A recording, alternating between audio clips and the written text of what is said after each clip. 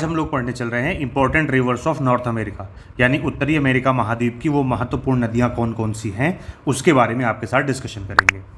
अगर हम बात करें इस महाद्वीप की यानी उत्तरी अमेरिका महाद्वीप में जो नदी तंत्र है, जो ड्रेनेज सिस्टम है, ड्रेनेज पैटर्न है, इसके बारे में अगर हम आपके साथ डिस्कस करें तो इसको हम कुछ पार्ट्स में डिवाइड करके स्टडी कर सकते हैं। इसको हम लगभग 4 भागों में डिवाइड करके स्टडी कर सकते हैं। पहला, द आर्कटिक ड्रेनेज सिस्टम, मतलब वो नदियाँ जो आर्कटिक ओशन में जा करके अपना पानी गिराती हैं या उससे संबंध सागर में जाके अपना पानी गिराती हैं। दूसरा, द पैसिफिक ड्रेनेज सिस्टम, वो नदियाँ जो अपना पानी पैसिफिक ओशन में जाकर के गिराती हैं।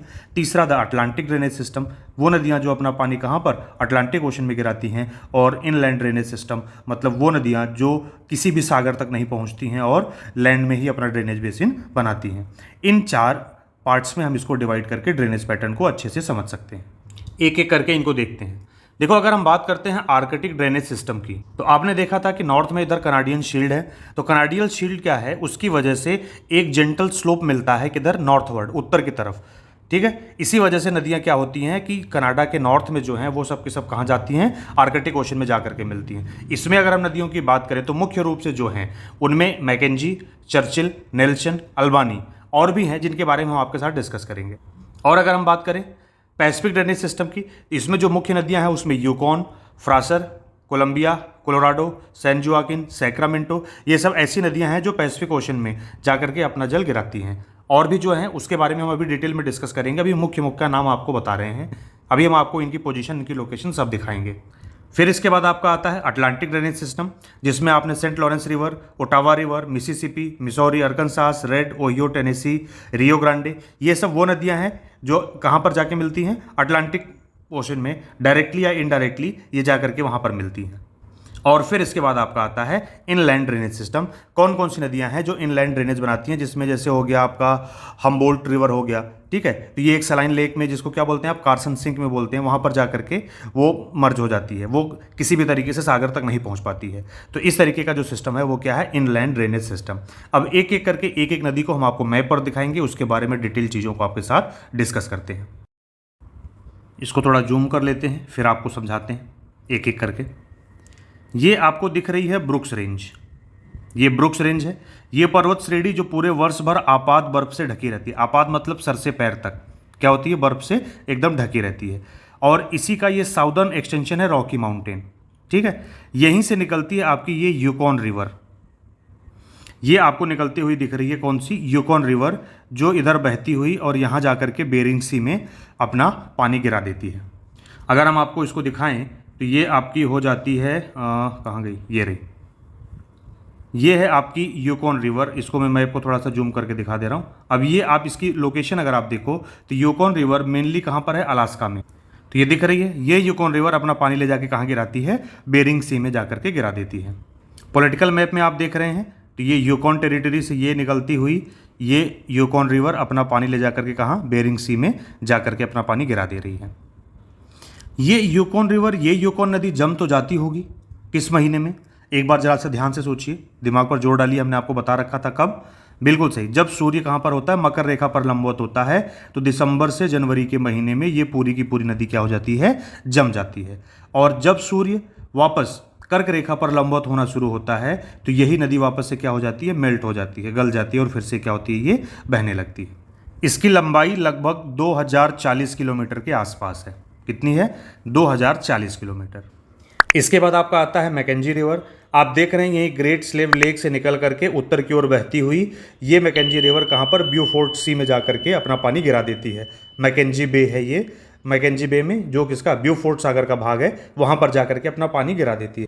ये कनाडा की सबसे लंबी नदी है। इसकी लंबाई लगभग 4241 किलोमीटर्स है, ठीक है। ये कनाडा की क्या है, सबसे लंबी नदी है। ब्यूफोर्ट सी का मतलब ये किसमें, आर्कटिक ओशन में जाकर के विसर्जित हो जाती है, मिल जाती है। मैकेंजी नदी का बहाव किधर से किधर है, तो आप ये देख रहे हो, ये दक्षिण है, साउथ टू नॉर्थ, ये दक्षिण से उत्तर की ओर बहती हुई जाकर के ब्यूफोर्ट सागर में मिलती है। यहीं पर आप थोड़ा सा नीचे आते हो तो ये आपको दिख रही है हडसन बे। बहुत सारी नदियां हैं जिसमें आपकी Seal, Churchill, Nelson, Hayes, Severn, विनसिंग, अल्बानी, ये सारी नदियाँ इस हडसन बे में आकर के मिलती हैं। और हडसन बे किसका पार्ट है, कहीं ना कहीं डायरेक्टली या इनडायरेक्टली ये किसका पार्ट है, आर्कटिक का ही पार्ट है, ठीक है, तो ये सब आकर के इसमें मिलती हैं। अब इसमें से कुछ नदियाँ आपको यहीं दिख रही हैं, कुछ आपको हम अगले मैप पे दिखाएंगे।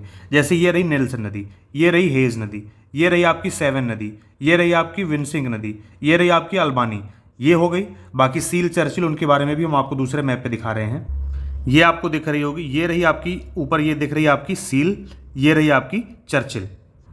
बाकी ये आपकी नेल्सन जा रही है, हेज है, ये सेवन रिवर है, विंसिंग है, ठीक है, अल्बानी हो गई। तो ये सब वो मुख्य नदियाँ हैं। तो आप ये देख रहे हैं बहुत सारी नदियाँ हैं, ठीक है।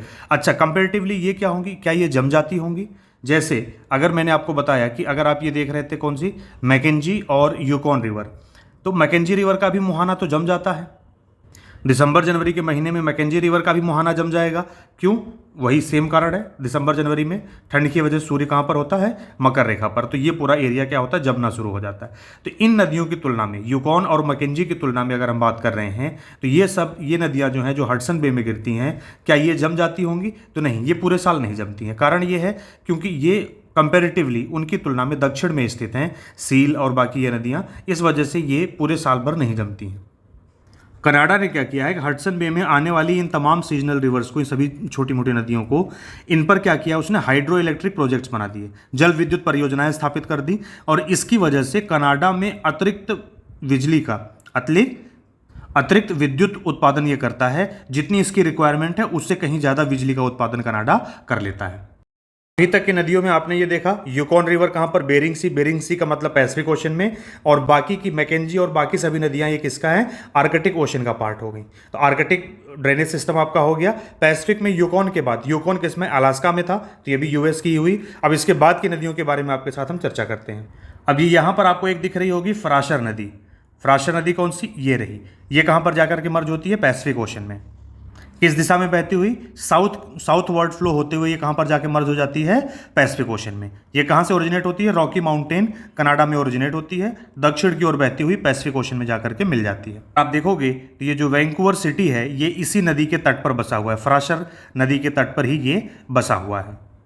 फिर आपका आता है कोलंबिया रिवर। कोलंबिया रिवर आप देख रहे हैं पोर्टलैंड के पास में पैसिफिक ओशन में जाकर के मिल जाती है। यह ओरिजिनेट कहाँ होती है, तो कोलंबिया रिवर, ये जो रॉकी माउंटेन रीजन है इसके वेस्टर्न स्लोप पर क्या होती है, यहीं से निकलती है और ये कनाडा, फिर उसके बाद यूएस में फ्लो करते हुए पोर्टलैंड के पास जाकर के पैसिफिक ओशन में मिल जाती है। सियाटल सिटी जो ये देख रहे हैं आपको, ये रही सियाटल सिटी। ये भी कहाँ पर है, ये भी इसी के माउथ पर सिचुएटेड है। और ग्रैंड कुली डैम, कौन सा, GRAND, ग्रैंड कुली, KULI, ग्रैंड कुली डैम जो है कि वो भी इसी नदी पर बनाया गया है। कहाँ पर, इदाहो में। ये जो इदाहो है आपका, इदाहो में ही इसी नदी पर, कोलंबिया रिवर पर ही ग्रैंड कुली डैम बनाया गया है। इस कोलंबिया नदी की प्रमुख सहायक नदी है स्नेक। क्या है, स्नेक, SNAKE, बिल्कुल सही, नाम सही है, बिल्कुल स्नेक की तरह आकार में ये है, तो सर्पाकार होने की वजह से इसका नाम स्नेक है। और ये कोलंबिया की सहायक नदी है। कौन सी सहायक नदी, तो कोलंबिया नदी अगर इधर बह रही है तो इसका ये राइट हुआ और ये लेफ्ट हुआ, तो स्नेक इसकी लेफ्ट ट्रिब्यूटरी है, वामपंथी इसकी सहायक नदी है। जो ये स्नेक रिवर है ये कैसे निकलती है, ये भी रॉकीज माउंटेन के जो ऊंची ऊंची चोटियाँ हैं उस पर जो जमी हुई बर्फ़ है उनके पिघलने से ये बहना शुरू करती है और जाकर के कोलंबिया में मिलती है, जिसके थ्रू ये भी जाके कहाँ, पैसिफिक ओशन में गिरती है। अब इसके बाद आती है कोलोराडो नदी, ये आपको दिख रही होगी, ये रही आपकी कोलोराडो रिवर। ये आप देख रहे हैं यहाँ USA में छोटी छोटी पहाड़ियाँ हैं, उनसे निकल करके यहाँ से बहते हुए आती है और ये गल्फ ऑफ कैलिफोर्निया, कहाँ पर, ये यहाँ से निकल करके बहते हुए आती है और गल्फ ऑफ कैलिफोर्निया में अपना जल गिराती है। ये लगभग 2333 किलोमीटर लंबी है। इस कोलोराडो नदी ने रॉकी माउंटेन को आर पार काट दिया है, उसको काटते हुए निकल गई है। हुआ क्या था कि ये नदी पहले से इसी रास्ते पर बह रही थी और रॉकीज माउंटेन का मूड हुआ भाई कि वो धरती से बाहर निकले, तो वो धीरे धीरे बाहर निकलना शुरू हुआ। तो जब वो धीरे धीरे बाहर निकलना शुरू हुआ इस तरीके से, तो वो ये नदी धीरे धीरे उसको काटती रही और इस तरीके से क्या हो गया कि इस जगह पर जहाँ पर इसने इस रॉकीज माउंटेन को काटा है वहाँ पर, अब ये रॉकीज माउंटेन ऊंचा है, बीच से नदी बहती है, तो ये बहुत ही गहरी है। रॉकीज माउंटेन अगर अचानक से उठ जाता तो ये मुमकिन है कि ये कोलोराडो नदी जो है कि पूरब की ओर मुड़ जाती, लेकिन ये धीरे धीरे निकल रहा था, तो ये धीरे धीरे निकलता रहा और नदी इसको काटती रही। ये धीरे धीरे ऊपर बढ़ता रहा, नदी इसको काटती रही। ये जितना ऊंचा होता गया नदी की यहाँ पर गहराई उतनी ज़्यादा होती गई। तो यहाँ पर जो है नदी की गहराई बहुत ज़्यादा है। इसका परिणाम क्या हुआ कि रॉकीज माउंटेन को कट करने की वजह से यहां पर क्या बन गया, गाज। तो कोलोराडो नदी ने रॉकीज माउंटेन को कट करते हुए यहाँ पे क्या बना दिया, गॉर्ज या ग्रैंड कैनियन बना दिया। क्या ये सबसे टॉप पर है? बिल्कुल नहीं, टॉप पर नहीं है। सबसे टॉप पर अपना ब्रह्मपुत्रा नदी ने जो बनाया हुआ है कोरबा गार्ज, वो नंबर 1 पर आता है। ठीक है, ये विश्व में प्रमुख गार्जों में से एक है। इस ग्रैंड कैनियन को देखने के लिए यहाँ पर विश्व भर से लोग आते हैं। यूएस ने इस पूर्ववर्ती नदी क्यों? क्योंकि ये अपने पुराने रास्ते पर ही चल करके बह रही है और पर्वत निकला, लेकिन पर्वत को इसने काट दिया। तो इस पूर्ववर्ती नदी पर यूएस ने एक डैम बनाया। डैम का नाम है हूवर डैम। कौन सा? Hoover dam. ठीक है, बहुत बार एग्जाम में पूछा जाता है। तो हूवर डैम किस पर बनेगा, कौन सी नदी पर बना है? कोलोराडो नदी पर बना हुआ है। देखिए, डैम बनेगा तो पानी रुकेगा, पानी रुकेगा तो वहां पर झील बनेगी। तो यहां पर झील कौन सी बनी हुई है? ये रही आपकी लेक मीड, या इसी को आप मिड लेक कहते हैं। तो मिड लेक कहां पर बनी हुई है? जहां पर हूवर डैम है। किस नदी पर? कोलोराडो नदी पर। तो यूएस ने 2 प्रमुख डैम बनाए हैं, 2 प्रमुख बांध बनाए हैं, हूवर और बोल्डर। किस नदी पर? कोलोराडो नदी पर, जो कहां जाके मिलती है? गल्फ ऑफ कैलिफोर्निया में। किस पर्वत को काटा है? रॉकीज माउंटेन को आर पार काट दिया है। देखिए, यहीं पर आप 2 वर्डों को समझ लीजिए। एक आप जानते हो गॉर्ज और एक आप जानते हो कैनियन। तो गॉर्ज जब कोई नदी किसी पहाड़ को काटती है, किसी पर्वत श्रृंखला को काटती है, तो उसको कहते हैं गॉर्ज। कोलोराडो नदी ने रॉकीज माउंटेन को जहां पर काटा है, उसको वहां पर क्या हो गया? ग्रैंड गॉर्ज बन गया। ठीक है, लेकिन इसने कोलोराडो प्लेटू को जहां पर काटा है, तो जब कोई नदी किसी प्लेटू, किसी पठार को काटती है, तो उसको कहते हैं कैनियन। तो गॉर्ज और कैनियन में डिफरेंस समझ में आया? गॉर्ज जब किसी पर्वत को काटेगी और कैनियन जब किसी पठार को काटेगी। तो ग्रैंड कैनियन, कोलोराडो रिवर ने कोलोराडो पठार को जब काटा है तो वहां पर बन गया ग्रैंड कैनियन। और जब ये रॉकी माउंटेन को काटते हुए आर पार निकल गई है तो वो है गॉर्ज। ग्रैंड कैनियन कोलोराडो प्लेटू को काटने के बाद में जो ग्रैंड कैनियन बना है, तो ये पठार को यानी कि प्लेटू को काटने पर बना हुआ जो कैनियन है, ये वर्ल्ड का लार्जेस्ट कैनियन है। लेकिन अगर हम गॉर्ज की बात करें, तो इसने जो रॉकी माउंटेन को काट के गॉर्ज बनाया है, उसके मामले में ये नंबर 1 पर नहीं है। नंबर 1 पर कौन है? नंबर 1 पर है ब्रह्मपुत्रा नदी, जिसने हिमालय पर्वत को काट करके कोबरा गॉर्ज बनाया हुआ है। ठीक है, कोलोराडो रिवर यूएसए में प्रवाहित होने वाली नदी कोलोराडो पठार से होकर बहती है, जो विश्व के सबसे बड़े कैनियन ग्रेड का निर्माण करती है। लंबा, गहरा व संकरा भाग, जिसे नदियां पठार को काटकर बनाती हैं, कैनियन कहलाता है। और गॉर्ज, नदियां जो पर्वत को काटकर गहरी घाटियां बनाती हैं, उसको क्या कहते हैं? गॉर्ज कहते हैं। कोलोराडो नदी पर हूबर और बोल्डर बांध स्थित है। कैलिफोर्निया की खाड़ी में गिरते हुए कोलोराडो नदी ज्वार नदमुख यानी कि एस्चुअरी बनाती है। यहीं पर जो आप सैक्रामेंटो देख रहे हो, ये बे ऑफ सैन फ्रांसिस्को है। यहीं पर 2 नदियां हैं, सैन जोआकिन और सैक्रामेंटो रिवर। ये दोनों नदियां कैलिफोर्निया की वैली में बहती हुई एक दूसरे से मिलती हैं सैन फ्रांसिस्को बे में, और वहां पर ये क्या बनाती हैं? Sacramento San Joaquin river delta बनाती हैं। सैक्रामेंटो लार्जेस्ट रिवर है। कौन सी? लार्जेस्ट मतलब जिसमें सबसे ज़्यादा पानी हो। किसका? कैलिफोर्निया की। और सैन जोआकिन लॉन्गेस्ट का मतलब जो सबसे लंबाई में लंबी होती है। लॉन्गेस्ट रिवर है किसकी? सेंट्रल कैलिफोर्निया की, यूएस में। ये आप देख रहे हो, ये आ रही है सैन जोआकिन और ऊपर से आ रही है सैक्रामेंटो। ये मिलती हैं कहाँ पर? सैन फ्रांसिस्को बे में। इसी को आप देखना चाहो तो ये रही आपकी, ये इधर से आ रही है सैन जोआकिन, ये आ रही है सैक्रामेंटो, सैन फ्रांसिस्को बे में आकर के ये मिल जाती हैं और फाइनली ये कहाँ मिलती हैं? पैसिफिक ओशन में। ये इसके बारे में चर्चा क्यों कर रहे हैं? क्योंकि इस क्षेत्र में मेडिटेरेनियन सी क्लाइमेट पाया जाता है, जिसकी वजह सिट्रस फ्रूट्स यहाँ पर होंगे, तो यहाँ पर वाइन इंडस्ट्रीज, अंगूरी यहाँ पर क्या है? वाइन इंडस्ट्रीज डेवलप है। ये आपको दिख रही है रियो ग्रांडे रिवर, जो यूएसए के न्यू मैक्सिको और मैक्सिको की सीमा रेखा पर बह रही है। एक प्राकृतिक सीमा बना रही है, किसकी?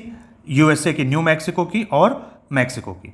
अच्छा, एक चीज़ और है यहाँ पर कि ये एक इंटरनेशनल बाउंड्री पर बहने वाली, एक अंतर्राष्ट्रीय सीमा पर बहने वाली नदी है। यूएसए और मैक्सिको में कुछ तो अनबन रही होगी, कुछ तो राजनीतिक विवाद होगा। इसी की वजह से अभी हाल के वर्षों में यूएस ने क्या काम करा है कि मैक्सिको की बाउंड्री पर दीवार बनवाना शुरू करी। कहाँ? इस नदी में नहीं, इस एरिया में जहाँ पर यह नदी नहीं है, यहाँ पर इसने क्या बनवाना शुरू किया है? दीवार। नदी तो ऑलरेडी एक नेचुरल बाउंड्री है, प्राकृतिक सीमा है। तो ये नदी रियो ग्रांडे कहाँ बहती हुई? गल्फ ऑफ मैक्सिको में जाके मिलती है, जो किसका पार्ट है? अटलांटिक ओशन का। तो इस तरीके से रियो ग्रांडे नदी यहाँ पर अटलांटिक ओशन में अपना जल गिराती है। अब अगर आप ध्यान से देखो तो इधर ये कनाडियन शील्ड यानी ऊंचा भाग है, इधर अप्लाशियन माउंटेन रेंज है, इधर रॉकी माउंटेन रेंज है। तो ये तीन तरफ से ऊंचे उठे हुए भाग के बीच में जो ये रिवर बेसिन है, रिवर सिस्टम है, इसके बारे में हम आपको डिस्कस करते हैं। ये जो नदी बेसिन है, इस नदी बेसिन में आपको दिख रहा होगा लेक सुपीरियर के पास से, थोड़ा सा जूम कर दूं मैं इसे, तो ये रहा लेक सुपीरियर के पास से एक नदी निकल रही है मिसिसिपी, और ये इस तरीके से दक्षिण की तरफ बहती हुई जाकर के कहां पर मिल रही है, ये भी गल्फ ऑफ मैक्सिको में जाकर के मिल जा रही है। सुपीरियर लेक के पश्चिम में ऊंचे भाग से निकल रही है, और इसी के पास में यहीं पर है मेसाबी रेंज, जो आयरन और लौह अयस्क निक्षेप के लिए प्रसिद्ध है। इसी के पास से ये मिसिसिपी नदी निकल करके दक्षिण की ओर बहती हुई निकल रही है आगे। ये जो मिसिसिपी नदी है, ये मोंटाना रेड रॉक से निकलकर मैक्सिको के खाड़ी में अपना जल गिराती है। न्यू ऑरलियंस में ये जहाँ पर ये पहुँच रही है, ये है न्यू ऑरलियंस। न्यू ऑरलियंस में पंजाकार डेल्टा, या उसी को पक्षीपाद डेल्टा यानी कि बर्ड फुट डेल्टा, या फिर इसी को पक्षीपाद डेल्टा या इसी को पंजाकार डेल्टा कहते हैं, वो बनाते हुए ये यहाँ पर गल्फ ऑफ मैक्सिको में मिलती है। ये यूएसए की लार्जेस्ट रिवर है, कौन? मिसिसिपी। अब बात करते हैं इसकी सहायक नदियों की। इसकी सहायक नदियों में जो सबसे लंबी सहायक नदी है वो है मिसौरी। ग्रेट फॉल्स के पास से निकलकर दक्षिण की ओर आ रही है। इसमें एक येलो स्टोन नदी है, जो जिसमें ये आप देख रहे हैं येलो स्टोन नेशनल पार्क बना हुआ है। ये क्यों है इस तरीके से? क्योंकि इसमें कुछ विशेष प्रकार के कलर्ड वाटर या कलर्ड मड इसमें से निकलते रहते हैं, जो पर्यटकों को आकर्षित करते हैं।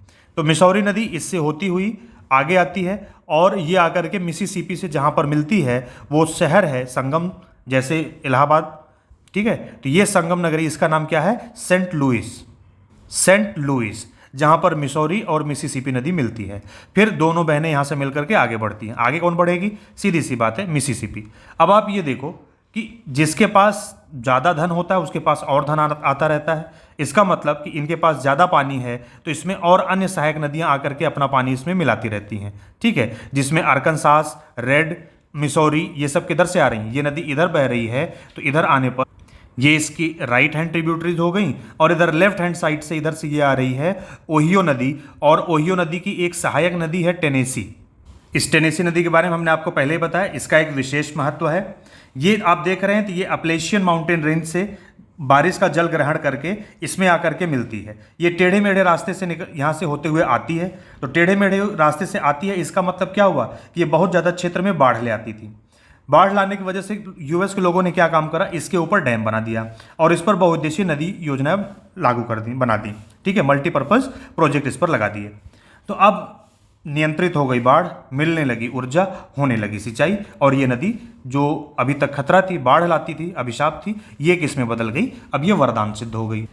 बस फिर क्या था, भारत ने इसको देखा, पहचाना और नकल उतारा। भारत में इसी प्रकृति, इसी स्वभाव की एक नदी है दामोदर नदी। भारत में दामोदर वैली प्रोजेक्ट या दामोदर वैली कॉर्पोरेशन, डीवीसी जिसको आप कहते हैं, भारत ने उसका गठन कर दिया। टेनेसी वैली प्रोजेक्ट की तर्ज पर डीवीसी बनाई गई और कामयाब भी है।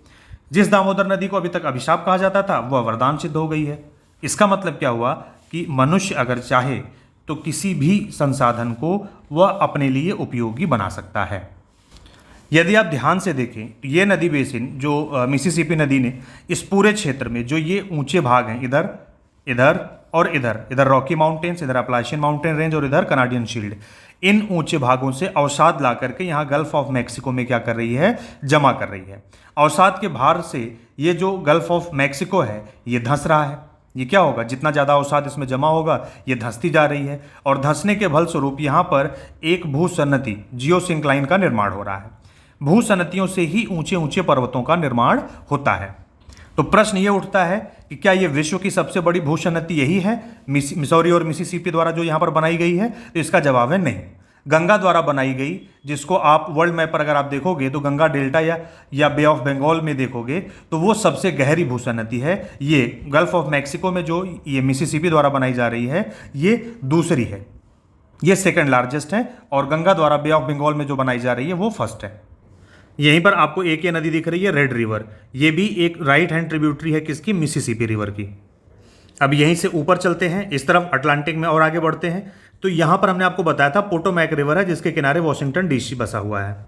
ये नदी जो कहाँ जाके मिलती है? चेसापेक बे में जाकर के मिलती है। ये रही ठीक है, ये है पोटोमैक रिवर, ये जाकर के चेसापेक बे में मिलती है और इसी के किनारे ये बसा हुआ है कौन, आपका वॉशिंगटन डीसी। ये ऊपर आपको दिख रहा है मैरीलैंड, ये रहा वर्जीनिया, ऊपर इधर क्या है, पेंसिल्वेनिया। मैरीलैंड एक किस वजह से फेमस है, क्योंकि मैरीलैंड में ही नासा का रिसर्च सेंटर है। जब आप इसके ऊपर चलते हो तो यहाँ पर आपको ये दिख रही है अपलाचियन माउंटेन से निकलती हुई हडसन रिवर, जो जाकर के कहाँ पर, नॉर्थ अटलांटिक ओशन में जाकर के मर्ज हो जाती है। ठीक है, एक पास, एक ब्रेक यहीं पर है जो हडसन मोहाक रिवर द्वारा बनाया गया। कौन सा, हडसन मोहाक रिवर द्वारा बनाया गया, कहाँ पर, न्यूयॉर्क के स्टार्टिंग में ही। ठीक है, तो न्यूयॉर्क सिटी के पास में ही बनाया गया हडसन मोहाक रिवर, इसीलिए हमने आपको बताया था, ध्यान रखिएगा। हडसन और हडसन मोहाक रिवर वैली कहाँ पर है, ये यूएसए में है, और हडसन बे आपका कहाँ पर है, वो कनाडा में है। अब जब आप इसके ऊपर बढ़ते हैं तो यहाँ पर आपको ये दिख जाती है सेंट लॉरेंस रिवर, जो अपना पानी कहाँ, गल्फ ऑफ सेंट लॉरेंस में गिराते हुए कहाँ पे मिल जाती है, नॉर्थ अटलांटिक ओशन में। सेंट लॉरेंस रिवर कहाँ से निकलती है, तो ये निकलती है लेक ओंटारियो से। इसके बारे में हम बृहद झील वाले भी वीडियो में ऑलरेडी पढ़ चुके हैं। और हम ये भी जानते हैं कि ये सबसे ज़्यादा बिजिएस्ट सी रूट है, या यूं कहें कि बिजिएस्ट वाटर रूट है किसका, नॉर्थ अमेरिका का। और इस नदी के किनारे कौन कौन से शहर बसे हुए हैं, बिल्कुल सही, क्यूबेक इसके किनारे बसा हुआ है, और मॉन्ट्रियल सिटी बिल्कुल इसके बीचों बीच एक नदी द्वीप है, और नियाग्रा जलप्रपात भी इसी नदी पर बना हुआ है। ठीक है, फटाफट रिवीजन करते हैं। मिसिसिपी नदी क्या है, यूएसए में प्रवाहित होने वाली यह नदी इस महाद्वीप की सबसे लंबी नदी है और विश्व की तीसरी सबसे लंबी नदी है। मिसिसिपी नदी के उत्तरी भाग में गेहूं की पेटी, मध्य भाग में मक्का की पेटी और दक्षिण में कपास की पेटी कहलाता है। यूएसए विश्व का सबसे बड़ा मक्का उत्पादक देश है। मिसिसिपी नदी की सबसे बड़ी सहायक नदी कौन सी है, मिसौरी। सेंट लुइस नगर इस नदी के तट पर स्थित यह विश्व की मक्के की मंडी कहलाता है। मिसिसिपी नदी के मुहाने पर न्यू ऑरलियंस बंदरगाह स्थित है, जो कृषि उपकरणों के लिए प्रसिद्ध है। मिसिसिपी नदी पक्षी के पंजे के आकार का डेल्टा बनाते हुए मैक्सिको की खाड़ी यानी अटलांटिक महासागर में गिरती है। फिर क्या है कि हडसन नदी के तट पर न्यूयॉर्क शहर स्थित है। यह नदी सबसे बड़े समुद्री कैनियन का निर्माण करती है। किसका, सबसे बड़े समुद्री कैनियन का निर्माण कौन सी नदी करती है, हडसन नदी। पोटोमैक नदी इसके किनारे कौन बसा हुआ है, वॉशिंगटन डीसी स्थित है। फिर आता है कि टेनेसी रिवर, ये का नदी कहां पर, यूएसए में प्रवाहित होने वाली नदी है। इस नदी पर विश्व की सबसे पहली बहुउद्देशीय नदी घाटी परियोजना शुरू की गई थी। टेनेसी नदी ओहियो की सहायक नदी है। फिर आगे सेंट लॉरेंस नदी के बारे में कहां से उद्गम हुई, ये तो आपको पता है। जो इंपॉर्टेंट बात यह है कि यह विश्व का तीसरा सबसे व्यस्ततम आंतरिक जलमार्ग है। आपको जवाब देना है कि फर्स्ट और सेकंड कौन सा है, ये कौन सा है, ये थर्ड सबसे व्यस्ततम आंतरिक जलमार्ग है। और एक चीज और कि मॉन्ट्रियल कनाडा का सबसे बड़ा नगर भी है। मॉन्ट्रियल जो सेंट लॉरेंस नदी का नदी द्वीप है, ये कनाडा का सबसे बड़ा नगर भी है। तो इस वीडियो में इतना ही, फिर मिलते हैं अगले वीडियो में। तब तक आप देखते रहिए videos bye DRS maths and DRS toppers live. Playlist में जाइए, मैथ्स एंड ज्योग्राफी के सारे video topic wise and chapter wise देख जाइए। खुद भी देखिए, अपने दोस्तों को भी शेयर करिए। वीडियो पसंद आए तो इसे लाइक जरूर करिए, अपने दोस्तों के साथ इसे शेयर जरूर करिए, और चैनल को सब्सक्राइब नहीं किया तो इसे सब्सक्राइब कर लीजिए, बेल आइकन को प्रेस कर लीजिए, जिससे हर आने वाले वीडियो की लेटेस्ट अपडेट सबसे पहले आपको मिले। इस वीडियो को देखने के लिए आपका बहुत बहुत धन्यवाद। मिलते हैं अगले वीडियो में, तब तक यूं ही मुस्कुराते रहिए, खुश रहिए, अपना और अपने परिवार का ध्यान रखिए और अपने एग्जाम की तैयारी करते रहिए।